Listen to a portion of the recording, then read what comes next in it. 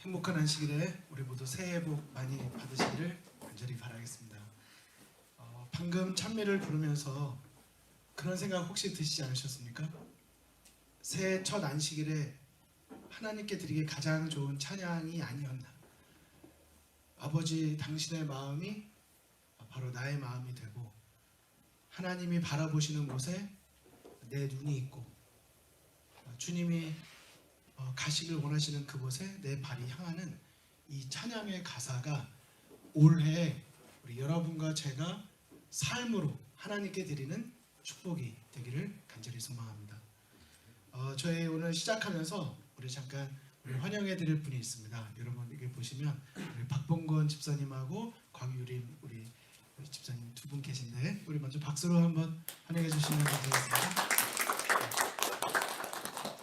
이미 광고에서 보셨듯이 내일 안식일 학교 특순 시간에 우리 찬양으로 특별히 우리 국악 찬양으로 하나님의 말씀과 복음을 우리 내일 증거해 주실 것입니다.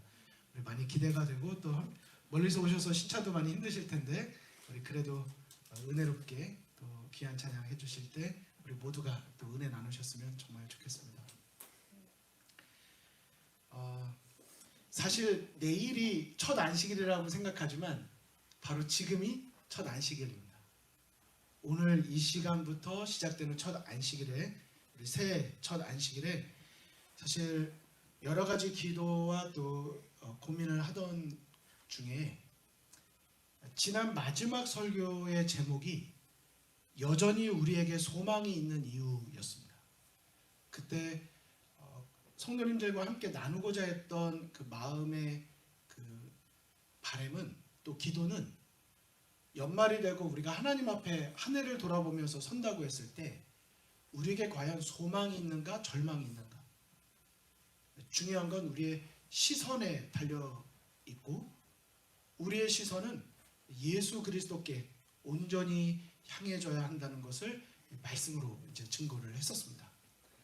특별히 여전히 우리에게 넘어졌고 실패했고 또 갈등이 있었고 여러 상황이 있었지만 그런 중에도 여전히 우리에게 소망이 있는 이유는 예수님께서 우리를 구원해 주시는 사랑 때문인데 두 가지 사랑이 있다고 그랬어요.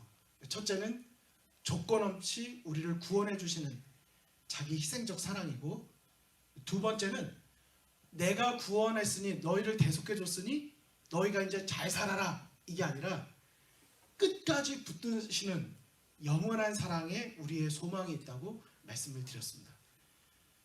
그리스도를 향한 우리의 사랑이 아니라 우리를 향한 그리스도의 사랑이 바로 우리에게 진정한 소망이 된다는 것을 통해서 우리가 나를 돌아보거나 나를 높이지 말고 나를 인도하신 하나님을 바라보고 여전히 나를 기다리고 계시는 여호와 하나님을 우리가 믿음으로 소망을 갖자 이런 말씀을 드렸었습니다. 새해가 되면 돌아보기보다는 뭐 하게 되죠? 앞으로를 바라보게 됩니다. 사실 연말 연시라고 하는데 연시는 과거와 현재와 관련이 있다기보다는 우리의 미래와 관련이 많이 있습니다. 한 해를 시작하면서 이제 앞날을 어떻게 살아갈 것인가. 사실 설교자에게는 특별히 이런 첫 안식일 이런 때의 기별이 굉장히 더 좀 의미를 또 더 품게 되는 게 있습니다. 그런 중에 오늘도 소망이라는 단어가 들어갔는데요. 여전히 우리에게 소망이 있는 이유가 작년 연말의 설교였다면 오늘 설교의 제목은 이 앞에 보시는 바대로 오직 하나의 소망이라는 제목으로 오늘 말씀을 드리고자 합니다. 여러분 혹시 독일에 가보신 분 계십니까? 전 정말 독일을 가보고 싶어요. 제가 목회 처음 나왔을 때 동기 목사님들하고 종교 개혁자들의 그 현장을 가보고 싶다. 근데 그 꿈을 20년이 지난 아직도 그냥 꿈으로만 품고 있는 이 현실이 안타까운데 꼭 한번 정말 성지도 가보고 싶고 이 성경에 기록된 곳이 아니더라도 성경의 복음을 위해서 자신의 목숨을 아낌없이 드린 순교자들의 발자취를 따라가 보고 싶어요. 이 미션 트립도 좋은데요. 저는 우리 엘다솜에 있는 성도님들과 나중에 결혼하고 이러고 나면 이제 더 점점 힘들어지거든요. 청년할 때 재정을 모아서라도 비전 트립을 가면 좋겠다. 가서 하나님께서 어떤 미래를 바라보셨나 그 비전을 현장에서 같이 나누되 가기 전에 먼저 이 각시대 대전투를 읽고 어떤 역사가 있는지를 우리가 알고 가면 참 좋겠다는 생각이 많이 듭니다. 그런데 이 독일에 가면 여기 함부르크라는 데가 이게 저희가 좀 익숙한 지명이죠. 강의로사님 여기 왜 좀 저희 익숙하죠? 손흥민 네, 감사합니다. 딱 제 마음을 잘 읽어주셨습니다. 네. 손흥민이 이제 이 함부르크라고 하는 곳에서 이제 선수로 있었으니까 좀 유명합니다. 근데 요 함부르크는 우리가 조금 익숙하지만 함부르크 옆에 보면 아주 작은 소도시 하나가 있는데 그 소도시에 있는 이름이 위벡이라고 하는 곳이 있다고 합니다. 저는 뭐 가보지 못했지만 요즘엔 구글 맵으로 다 이제 가볼 수가 있잖아요. 근데 이 위벡이라고 하는 곳에 가면 아주 오래된 한 교회가 있는데 그 교회의 이 성벽에 한 비석이 있고 그 비석에 다음과 같은 글이 적혀 있다고 합니다. 한번 읽어드리겠습니다. 제목은 주는 우리에게 말씀하신다.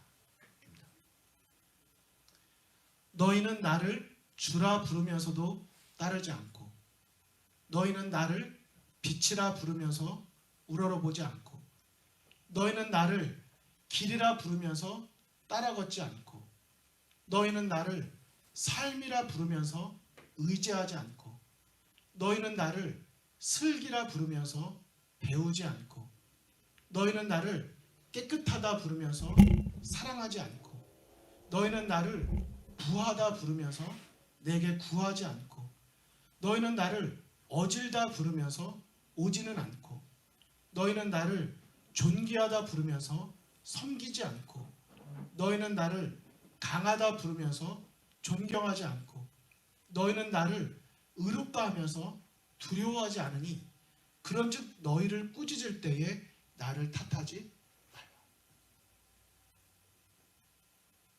굉장한 울림이 있는 글입니다. 뭐 작자 미상이에요. 어느 분이 썼는지 모르지만 그러나 이 교회를 지나가는 많은 분들이 이 글을 읽고 많은 생각을 갖게 된다는 것입니다. 나에게 들리는 주님의 음성. 이 제목이 주는 우리에게 말씀하신다는데 여러분 이 말씀을 주님께로부터 들으셨다면 이 말씀을 통해 여러분들의 마음속에 들리는 주님의 음성은 무엇이십니까? 저는 처음에 이 글을 딱 만났을 때 처음 느낀 저의 솔직한 고백은 찔림입니다. 찔렸어요. 어떻게 나를 한 번도 본 적도 없는 이 누군가가 이렇게 나를 정확하게 묘사할 수 있을까? 특별히 목회자들은 이런 말이 나오면 더 많이 찔립니다. 제가 지난해 마지막 설교 때 이런 표현을 드렸었어요. 진짜 저의 기도는 설교를 잘하는 게 아니라 설교한 대로 사는 목사가 되고 싶다. 솔직히 잘하고 싶어요. 근데 진짜 더 바라는 건 설교한 대로 사는 목회자가 되고 싶어요. 그래서 설교한 데 말씀에 힘이 있고 싶어요. 하지만 돌아보면 내가 설교한 대로 이 앞에 있는 게 다 제가 설교한 내용들이거든요. 주님이 빛입니다. 주님이 우리의 지혜가 되십니다. 근데 막상 내가 찔리고 막상 내가 아프고 막상 내 앞이 다 막힌 것처럼 보일 때는 과연 내가 빛 대신 주님을 의지했는가? 과연 그때도 여전히 내가 주님을 바라봤는가? 그런데 이 글을 통해서 찔림을 오던 제 마음에 두 번째 마음이 왔는데 그게 바로 다짐이었습니다. 아 그래, 내가 그러지 못했더라도 내가 그래 이렇게 하자. 하나님이 기뻐하시는 이 일을 하자. 우리 여러분도 그러십니까? 여기 있는 이 고백이 찔림을 넘어서 올 한 해 하나님께 기쁨을 드리는 여러분과 저의 고백이 되었으면 정말 좋겠습니다. 그런데 다짐으로 끝나지 않고 제 마음에 하나의 생각이 더 들었어요. 그게 혹시 뭔지 아십니까? 감사였습니다. 처음엔 찔렸는데 그 다음엔 다짐을 했는데 그 다음엔 제 마음에 감사가 들었습니다. 솔직히 여기 문장을 보면 결국 뭐 하겠다는 말씀이세요? 꾸짖겠다는 말씀이세요. 내 꾸짖을 때 너 나 탓하지 마, 이 얘기거든요. 꾸짖음 당하는 거 좋아할 사람 없습니다. 그런데 이 글을 읽고 제 마음에 감사가 시작된 것은 이 글이 나타내고 있는 하나님의 마음이 제 마음에 다시 느껴지기 시작했기 때문입니다. 그때 제 마음에 떠오른 몇 성경절 중에 세 가지 성경절을 말씀드리면, 첫 번째는 이사야 49장 15절에 있는 말씀입니다. 다 같이 좀 읽어주실까요? 시작. 여인이 어찌 그 젖먹는 자식을 잊겠으며 자기 태에 선한 아들을 긍휼히 여기지 않겠느냐. 그들은 혹시 잊을지라도 나는 너를 잊지 아니할 것이다.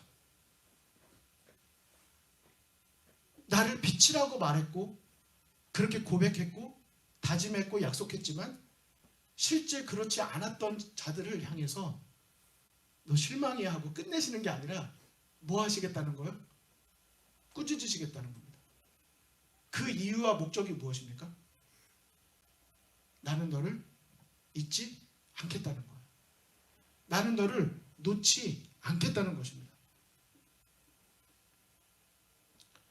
디모데전서 2장 4절과 마태복음 28장 20절의 말씀. 하나님은 모든 사람이 구원을 받으며 진리를 아는 데 이르기를 원하시느니라. 여러분 아멘이십니까? 여기 모든 사람이라는 글에 여러분과 제가 상황과 처지는 다를지 모르지만 우리 중에 예외될 사람이 한 사람도 없음을 우리는 기억해야 합니다. 우리 모두가 어떤 과거를 가지고 어떤 상황이 있든지 하나님은 나를 부르지 않고 따르지 않는다 할지라도 포기하지 않고 뭐 하시더라도요? 네? 꾸짖으시더라도 반드시 돌이켜서 내가 너와 함께 구원에 이르고 진리에 이르기를 원하시는 분이라는 사실인 것입니다. 사실 마태복음 28장 20절은 너무 잘 아는 말씀이라 이게 좀 위험한 게 있어요. 너무 자주 듣고 너무 잘 알면 내가 정말 아는 줄 알아요. 그래서 그 가치를 그냥 넘겨버려요. 언제 그런 걸 느끼죠? 가족들? 늘 같이 있으니까 소중한 걸 잘 모르지만 막상 떨어져 있어 보면 그 소중함을 그제야 제대로 느끼거든요. 볼지어다 내가 세상 끝날까지 너희와 항상 함께 있으리라. 아멘. 이건 예수님께서 하늘로 승천하시면서 마지막으로 인간에게 주신 사명 뒤에 붙여진 약속입니다. 이 앞에 있는 사명이 뭐죠? 대사명. 그러므로 너희는 가서 모든 족속으로 제자를 삼아 아버지와 아들과 성령의 이름으로 침례를 주고 내가 너에게 가르쳐 분배한 모든 것을 지키게 하라. 이게 사명이에요. 근데 하나님은 사명으로 끝나지 않습니다. 뭐로 끝나요? 약속으로 끝나요. 그 약속 다음에 무엇이에요? 볼지어다 내가 세상 끝날까지 너희와 항상 함께 있겠다는 약속입니다. 여러분 이 약속이 우리에게 오늘 소망이 되고 기쁨이 되는 이유는 뭘까요? 하나님이 예수님이 미래에 대해서 말씀하고 있는데 그 미래가 다른 약속이 아니라 내가 너에게 뭘 해줄 게가 아니라 내가 함께 할게라는 사실인 것입니다. 저는 여기에 깨달음과 고백이 있다고 생각합니다. 마태복음 28장 20절에 기록된 예수님의 마지막 사명과 마지막 약속은 세상 끝날 곧 우리의 미래에 관한 약속이었는데 그 약속은 바로 하나님의 존재와 임재에 대한 소망이었다는 사실입니다. 하나님께서 우리에게 주신 약속이 다른 게 아니라 하나님의 존재와 그 존재를 느끼며 살아가는 임재에 대한 약속이었다는 사실입니다. 이것이 오늘 저와 여러분에게 한 해를 시작하면서 우리가 절대 잊지 말고 돌아보고 기억해야 될 중요한 기별이 되었으면 하는 것입니다. 우리는 너무 잘 안다고 하지만 이 아브라함과 롯의 교훈을 자꾸 잊어버려요. 자주 잊어버립니다. 이 성경에 보면 베델과 아이 사이에 진을 쳤는데 그 진친 곳에서 이 아브라함과 이 롯이 이제 대화를 나누고 이런 장면이 나오는 것입니다. 이때 했던 말이 뭐죠? 우리 잘 아는 말씀이죠. 아브라함이 롯에게 이르되 우리가 한 골육이라 나나 너나 내 목자나 내 목자나 서로 다투게 하지 말자. 내 앞에 온 땅이 있지 아니하냐. 나를 떠나라. 내가 좌하면 나는 우하고 내가 우하면 나는 좌하리라. 그 다음 같이 읽어줄까요? 시작. 이에 롯이 눈을 들어 요단들을 바라본즉 소알까지 온 땅에 뭐가 넉넉해요? 지금 뭐 때문에 싸우고 있는데요? 결국은 물이에요. 물과 풀입니다. 그것 때문에 싸우고 있는 거예요. 물이 부족해서, 풀이 부족해서. 싸우게 하지 말고 우리 이제 잘 이렇게 싸우지 않게, 종들이 싸우지 않게 나누자. 너 어느 쪽 갈래? 그랬더니 롯이 눈에 보이는 것을 봅니다. 그리고 물이 넉넉해요.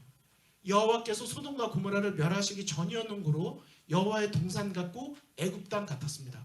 그러므로 롯이 요단 온 뭐를 택했어요? 다시요. 뭐를 택했어요? 들을 택합니다. 왜요? 이건 아주 현실적인 문제예요. 지금 내게 필요한 건 뭐니까? 풀이고 물이니까. 그러니까 뭐가 필요해요? 물이 있고 풀이 있는 들이 필요한 것입니다. 그럼 무엇을 택했다고 기록하고 있냐면 환경과 장소와 현실적인 문제를 택하게 됩니다. 그리고 동쪽으로 옮겨서 서로 떠나게 됩니다. 근데 그 다음에 나오는 말씀, 아브라함은 가나안 땅에 거하였고 롯은 평지 성읍들에 머무르며 그 장막을 옮겨 소돔까지 이르렀더라. 소돔 사람은 악하여 여호와 앞에 큰 죄인이었더라. 롯이 아브라함을 떠난 후에 여호와께서 아브라함에게 이르시되 너는 눈을 들어 너 있는 곳에서 동서남북을 바라보라. 보이는 땅을 내가 너와 내 자손에게 주리니 영원히 이르리라 라고 말씀하셨습니다. 결국 이 맨 마지막 밑에 문단에 보면 아브라함이 선택한 곳은 어느 곳이었습니까? 그가 왜 우선순위에 대해서 이렇게 욕심을 내거나 자기의 권한을 요구하지 않았을까요? 그에게 있어서 더 소중했던 것은 어느 곳이냐가 아니라 누구와 함께하느냐가 더 중요했기 때문인 것입니다. 하나님이 함께 하시는 곳, 그곳이면 사방 어디든 그것이 그들에게 더 중요한 것은 아니었습니다. 한 해를 시작하면서 저희들도 돌아봐야 될 것이 있습니다. 우리는 1년을 살면서 종종 베델과 아이 사이에 설 것입니다. 종류는 다를 거예요. 풀이냐 물이냐는 아니라 또 다른 어떤 것일지 모르지만 여러분과 저의 앞에 올 한 해 동안 펼쳐질 이 모든 한 해의 삶 속에는 우리를 끊임없이 베델과 아이 사이에 우리를 놓을 것이라는 사실입니다. 그때마다 우리가 선택해야 될, 우리가 잊지 말아야 될 내용은 무엇일까? 그것이 고린도후서 4장 18절에 기록되어 있다고 생각합니다. 그래서 우리는 보이는 것을 바라보지 않고 보이지 않는 것을 바라봅니다. 보이는 것은 잠깐이지만 보이지 않는 것은 영원하기 때문입니다. 하나님, 그분이 하시는 일보다 그 일을 이루고 계시는 하나님을 우리는 더 바라봐야 할 것입니다. 보이는 것보다는 보이지 않는 것을 더 소중히 여길 수 있는 마음, 물질적인 것, 그것보다는 그 물질로 인해서 누군가를 행복하게 해줄 수 있다면 눈에 보이지 않는 그것을 더 소중하게 여기는 마음, 그런 마음이 아닐까요? 질문 드리겠습니다. 요한계시록 가면 어떤 느낌이 드십니까? 요한계시록 그러면 왜 다들 얼굴이 어두워지시죠? 요한계시록 그러면 어떤 단어들이 좀 떠오르세요? 그냥 말문이 막히시죠? 요한계시록 그러면 왠지 느낌이 어떠세요? 우리가 지금까지 들어오고 알아오던 요한계시록 그러면 막 소망이 막 뿜어져 나오고 막 기쁘고 그러십니까? 아니면 요한계시록 그러면 갑자기 몬스터, 뭔가 혼돈스럽고 무거워지고 좀 두려워지고 막막해지고 좀 그러십니까? 미래를 생각할 때 요한계시록은 미래에 관한 책이거든요. 근데 제가 아시는 바대로 지난 학기 이제 요한계시록을 공부를 하면서 정말 마음에 너무 고마운 두 학자분의 글을 보게 됐는데, 그것을 이 요한계시록을 공부하면서 뼈저리게 느끼게 되었습니다. 이분들이 쓰신 두 마디 말씀을 좀 이렇게 나누고 싶습니다. 더글라스 에젤이라고 하는 이 분이 이제 쓰신 내용인데, 거기에 이렇게 기록이 되어 있습니다. 독자들로 하여금 그리스도인의 소망은 사라질 것이라는 염려를 하지 않도록 나는 요한의 메시지가 담고 있는 참된 예언적 특성들을 지지하는 강력하고도 긍정적인 말을 하고자 한다. 그러니까 요한이 요한계시록에 말하고 있는 걸 굉장히 강하게 지지하고 싶대요. 근데 그 목적이 무엇입니까? 그리스도인의 소망은 사라질 것이라는 염려. 여러분, 요한계시록 생각하는데 왜 그리스도인의 소망이 사라질 거라는 염려가 생기죠? 특별히 우리는 어렸을 때부터 들어왔던 그 단어, 야곱의 환란, 뭐 이런 이야기, 무슨 표, 이런 이야기, 그런 이야기들이 우리의 마음에 소망을 갖게 하기보다는 그런 것들이 우리의 눈에 더 들어오고 소망을 끊게 할 수 있다고 보는 것입니다. 하지만 그분은 이어서 이렇게 이야기합니다. 그는 선지자이며 그의 기별은 묵시록 형태의 예언이다. 한번 조금 더 보십시오. 그러나 무엇이 예언인가? 실제로 그것은 본질상 선언이다. 선지자는 당대를 위한 하나님의 기별을 가지고 있었다. 예언은 특별한 시기와 장소에 살았던 하나님의 백성에게 전한 기별들에서 생겨난 것이다. 왜냐하면 하나님의 현재 행동 방식은 미래에서도 동일할 것이기 때문이다. 그 다음입니다.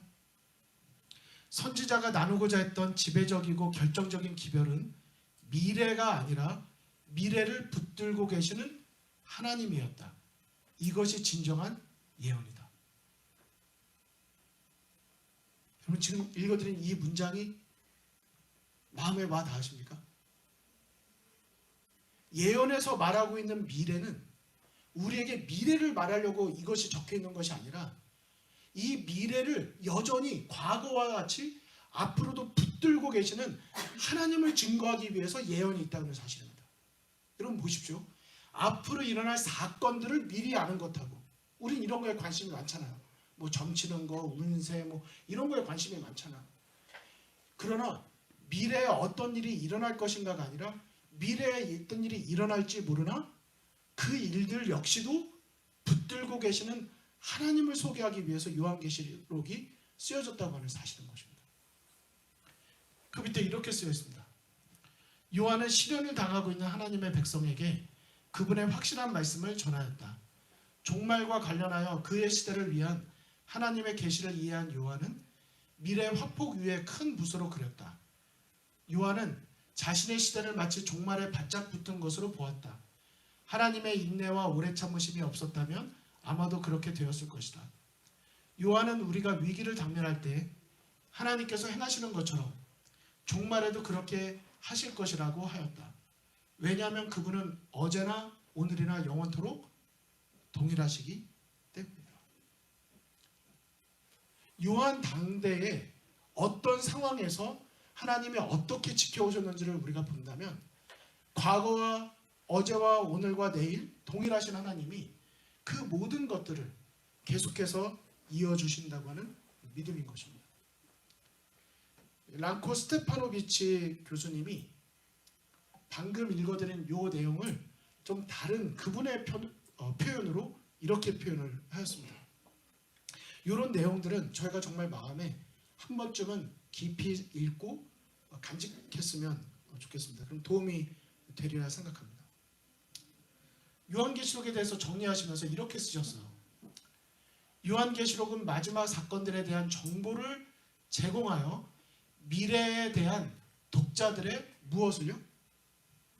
호기심을 만족시키려는 목적으로 쓰여진 책이 아니라고요. 앞으로 이런 일이 있을 거고 요거 다음에 이런 일이 있을 거고 이거 호기심 만족시키려고 있는 책이 아니라고요. 요한계시록은 전 역사를 통하여 역사의 가장 마지막까지 자기 백성과 함께 하시는 예수 그리스도의 임재에 대한 보증으로 시작하고 끝을 맺는다. 여러분, 이런 내용들이 저희에게 좀 소망이 되지 않습니까? 요한계시록이라고 하는 성경에 기록된 마지막 책이 우리에게 주고자 하는 건 소망인 것입니다. 어떤 일이 발생하든지 우리와 함께 하시겠다고 말씀하신 마태복음 28장 20절의 약속을 끝까지 지키시는 하나님의 사랑인 것입니다. 그분의 임재에 대한 보증이 오늘 저와 여러분에게 아브라함에게 그랬듯이 하나의 유일한 소망이 될 수 있다면 우리는 첫 안식일에 가장 중요한 일을 했다고 생각합니다. 하나님을 위해서 이걸 해야지, 내가 저걸 해야지 하는 수없이 많은 결심보다 내가 어떤 일을 하는 것보다 그 일들을 가능하게 하시는 하나님의 존재를 인정하고 그분의 임재 속에 내가 있겠다라는 그런 고백이 저와 여러분의 결심이 될 때 하나님은 우리에게서 드디어 희망을 보게 되신다고 하는 사실인 것입니다. 여기 이렇게 이야기합니다. 요한계시록의 목적은 무엇보다 그들이 압제와 고난을 직면할 때 세상을 바라보지 말고 그들의 유일한 소망이신 분에게 그 눈을 고정시키라고 하나님의 백성을 지속적으로 상기시킨다. 참 요한계시록 1장 1절부터 마지막까지 매 장마다 수없이 많은 예언들이 들어가 있지만 그 예언들은 모두가 다 어떤 중에도 우리와 함께 하시겠다는 약속을 끝까지 지키시는 예수 그리스도, 그분을 바라보자고 우리를 초청하고 있다고 하는 사실인 것입니다. 여기 이렇게 이어서 마지막 말합니다. 요한계시록은 단순히 역사적 전개나 마지막 사건들에 관한 것이 아니라 오히려 역사의 과정과 마지막 사건들이 일어나는 동안 그분의 충성된 백성들과 함께 하시는 예수 그리스도의 임재에 관한 것이다. 이 마지막 같이 한번 읽어주실까요? 요한계시록 시작. 요한계시록의 그리스도는 수수께끼 같고 불확실한 삶을 살아가는 모든 인간의 소망과 염원에 대한 해답이시다. 그분은 미래를 붙들고 계시는 분이시다. 아니, 그분은 우리의 미래이시다. 여러분, 이렇게 고백할 수 있습니까? 나의 미래가 예수님이시다. 내 가정의 미래가 예수님이시다. 내 모든 계획의 미래는 예수님께 달려있다.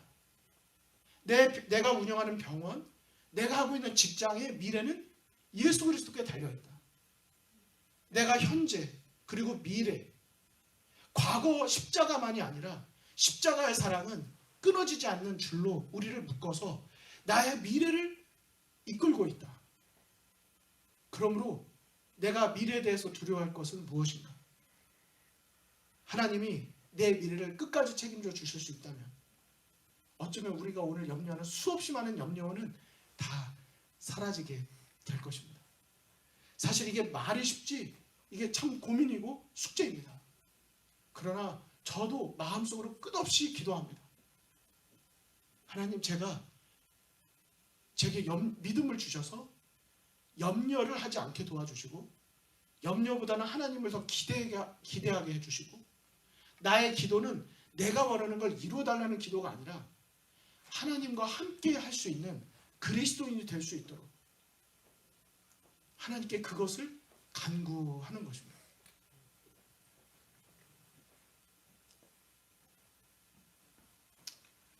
이 그림 많이 보셨죠? 그림이 아니라 조각상인데 여러분 이 조각상이 뭐가 좀 특별하죠? 한 번쯤 설명 들으시면 다 이렇게 하실 텐데 그리스 신화에 나오는 이제 겁니다. 날개가 있고요. 이게 조금 밝게 나왔는데 이 머리를 보면 머리 앞쪽에 이 머리가 있고 뒤쪽이 대머리이고 이 발에 보면은 발에도 날개가 달려 있습니다. 그리고 한 손에는 저울을 들고 있고 한 손에는 아주 날카로운 칼을 이제 들고 있습니다. 여러분, 이게 뭘까요? 어쩌면 이 신화의 이야기를 들으면 여러분과 제가 되게 좋아하는 단어에 대한 것입니다. 미래를 생각하면 같이 떠오르는 단어가 있어요. 이게 바로 카이로스의 날개라고 하는 조각상입니다. 내용을 보면 이렇습니다. 이탈리아 토리노시의 박물관에 이것이 보관되어 있는데 고대 그리스의 카이로스 조각상입니다. 기원전 4세기 그리스의 이름난 조각가 리시포스는 어느 신전의 벽면에 한 신의 모습을 조각했고 그 모습은 매우 독특했는데 그의 앞머리에는 얼굴을 가릴 정도로 길고 치렁치렁한 반면 뒷머리는 민숭맹숭한 대머리였다. 등 쪽에는 커다란 날개가 달려있는데 마치 헤르메스처럼, 제가 오타를 쳤습니다. 헤르메스처럼 발 뒤꿈치에도 작은 날개가 붙어있고 한 손에는 저울을, 다른 한 손에는 날카로운 칼이 들려있습니다. 그 신을 그리스인들은 카이로스라고 불렀습니다. 그러면 시간이라는 단어가 두 단어가 있습니다. 그 중에 하나가 카이로스인 것입니다. 그런데 이 카이로스는 이 조각상 아래 다음과 같은 몇 문장이 히랍어로 쓰여 있다고 하는데 그 말이 이렇게 되어 있습니다. 내 앞머리가 무성한 이유는 사람들이 금방 나를 알아차리지 못하게 하기 위함이며 또 한 번 나를 발견하면 쉽게 나를 붙잡을 수 있게 하기 위함이고 뒷머리가 없는 이유는 한 번 나를 놓치면 다시 붙잡지 못하게 하기 위함이며 어깨와 뒤꿈치에 날개가 달린 이유는 최대한 빨리 사라지기 위해서이다. 내 이름은 기회다. 이 신화에 나오는 이 조각의 신의 이름이 뭐예요? 기회라는 것입니다. 미리 알아보면 머리 앞 잡을 수 있는 것처럼 기회다 라고 알고 그걸 붙잡을 수 있게 앞에 머리가 있지만 한 번 지나가면 뒤에가 대머리이기 때문에 미끄러지는 거죠. 잡을 수가 없는 거예요. 한 번 지나가면 잡지를 못하는 겁니다. 근데 빨리 지나가도록 날개가 어깨에도 있고 뭐 발밑에도 있고 다 달리는 거죠.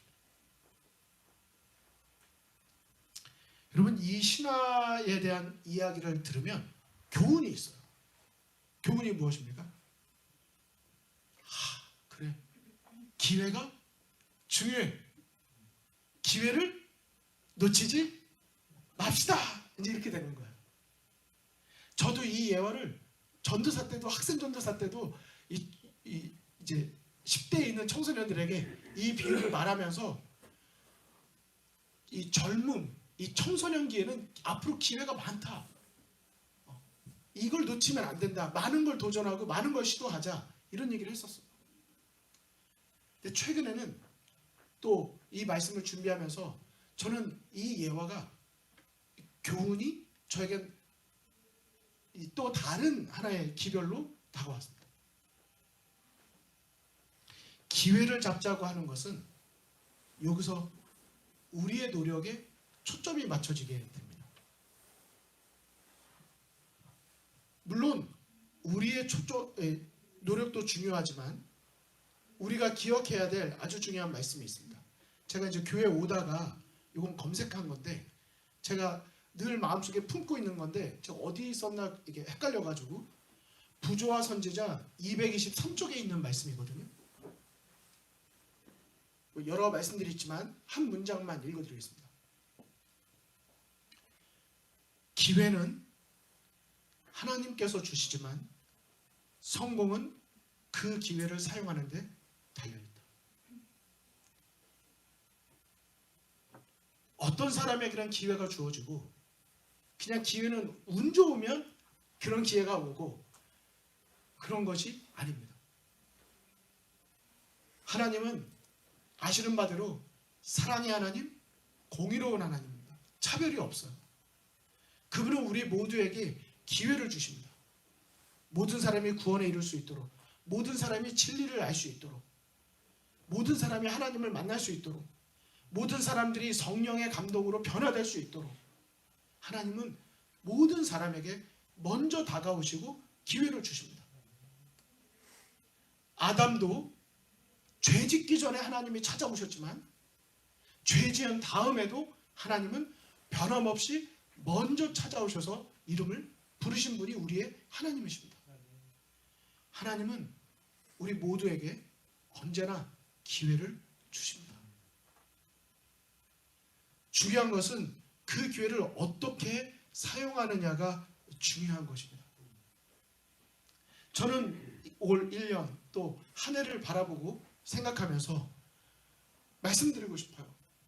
우리가 미래를 생각하는 것도 좋지만 또 미래를 계획하는 것도 좋지만 미래를 붙들고 계시는 하나님을 바라보고 그분께 소망을 두자고 말씀을 드리고 싶습니다. 그분이 지금까지 계획한 모든 일이 실패한 게 없어요. 우리를 너무 사랑하셔서 지체하시긴 했지만 결국 그분의 모든 계획은 다 이루어졌습니다. 우리의 소망을 하나님께 둘 수 있다면, 우리의 계획이 완전히 성공하기를 원한다면 방법은 한 가지입니다. 우리의 꿈을 하나님 아버지에게 두고 그분이 원하시는 뜻에 우리의 뜻을 맞추고 우리에게 주어진 시간을 하나님께 드리는 것입니다. 여기 그림을 일부러 이 두 그림을 가져왔어요. 우린 이 지구 어딘가에서 지금 열심히 뭔가 꿈꾸며 살아가고 있겠죠. 미래를 꿈꾸면서. 그러나 이 미래를 포함한 시간, 공간, 이 모든 것을 주관하고 계시는 하나님을 잊으면 안 되는 것입니다. 그 하나님은 눈물을 가지고 우리가 하나님께로 시선을 돌리기를, 우리의 소망을 이 세상의 다른 것이 아니라 하나님이 하신 일들이 아니라 그 일들을 이루시는 하나님에게 우리의 소망을 두기를 바라고 계신 것입니다. 저는 말씀을 이제 정리하면서 한 성경의 사건만 말씀드리고 마쳐보자 합니다. 여러분, 늘 이 그림을 볼 때마다 참 많은 생각을 갖게 돼요. 특히 저 같은 성향을 가지신 분들은 우리 중에 혹시 저랑 좀 닮고 싶진 않지만 비슷한 건 사실이다, 장영기 목사와 이런 생각을 가지신 분은 이런 그림을 많이 묵상하시면 도움이 됩니다. 사실 제가 오늘 여기 화살표는 안 가져왔지만 이 장면 보면 무슨 생각이 드세요? 누구의 마음이 가장 와닿으세요? 예수님의 마음? 마리아의 마음? 마르다의 마음? 누구의 마음이 가장 공감이 많이 되세요? 저는 마르다가 이렇게 안 돼 보일지 모르는지 모르겠어요. 마르다가 지금 어디 쳐다봐요? 여기 이 그림을 너무 잘 그렸어요. 이 마리아를 보세요. 지금 마르다 언니가 딱 너무 얄미워할 포즈만 딱 잡고 있어요. 여기 턱 올린 각도, 여기 팔꿈치 거친 거, 여기 깍지 낀 거, 요 발목 돌아가 이렇게 돌리고 그냥 머리끝부터 발끝까지 그냥 아우 그냥 지금 나도 예수님을 위해서 근데 어떻게 너는 이러고 있고 나는 이러고 있어야 되는 이 처지. 그리고 이제 마르다가 처음엔 요 머리끝부터 발끝까지 다 마음에 안 들거든요. 그러다 누구 쳐다봤을까요? 예수님 쳐다보는 거야. 어떤 마음으로? 예수님 맞아. 어떻게 이러실 수 있어요? 섭섭한 거예요. 그런데 예수님께서 마르다에게 이렇게 말씀을 하세요. 마르다는 준비하는 일이 많아 마음이 분주한지라. 딱 저거예요. 늘 마음이 분주해요. 여러 가지를 계획하고 여러 가지가 잘 운영되고 있는지 뭐 어떤 건 또 좋은 일입니다. 그 성도님은 잘 지내시고 계신가? 또 빨리 한번 방문 가야 되는데 뭐 온갖 생각들이 늘 마음속에 있습니다. 그런데 예수님이 마르다가 이렇게 나를 도와주라 하소서라고 했을 때 예수님이 이렇게 말씀하십니다. 마르다야 내가 많은 일로 염려하고 근심하나 그러나 몇 가지만 하든지 혹 한 가지만이라도 족하니라. 마리아는 이 좋은 편을 택하였으니 빼앗기지 아니하리라. 그럼 마리아가 선택한 좋은 편은 무엇입니까? 좋은 편을 택했대요. 누구랑 좀 닮지 않았습니까? 아까 롯은 온 들을 택하여 갔습니다. 눈에 보이는 대로 당장 필요한 것을 찾아서. 하지만 아브라함은 하나님과 함께하는 편을 택했습니다. 그래서 상황에 형편에 두려움이 없었어요. 여유가 있었습니다. 여러분과 저의 마음에 미래를 생각할 때 두려움이 있다면 이유는 무엇일까요? 미래를 붙들고 계시는 하나님을 향한 우리의 믿음이, 우리의 기대가, 우리의 기도가 부족하기 때문은 아닐지. 그리고 오늘 여러분과 저에게 예수님께서 바라시는 가장 원하시는 것은 하던 일을 잠깐 다 멈추고 마리아처럼 예수님의 발 아래에 앉아서 주님의 말씀을 듣고 그분의 음성에 귀를 기울이는 하나님의 존재와 임재에 자기의 소망을 두는 그 편을 마리아는 선택했다는 사실이고 그것을 칭찬하셨다는 사실인 것입니다. 올 한 해 저와 여러분이 많은 일들을 맡았고 또 섬겨야 될 것이고 해야 될 계획이 여러 가지 있으시겠지만 그러나 우리의 가장 큰 기대와 소망은 하나님의 임재와 그분의 존재가 되고 우리의 소망은 다시 한번 미래가 아니라 우리의 추측이 아니라 미래를 붙들고 계시는 예수 그리스도께 우리의 모든 소망을 두는 저와 여러분 모두가 되기를 간절히 소망하면서 말씀을 마치겠습니다. 아멘. 우리 다 함께 기도하시겠습니다.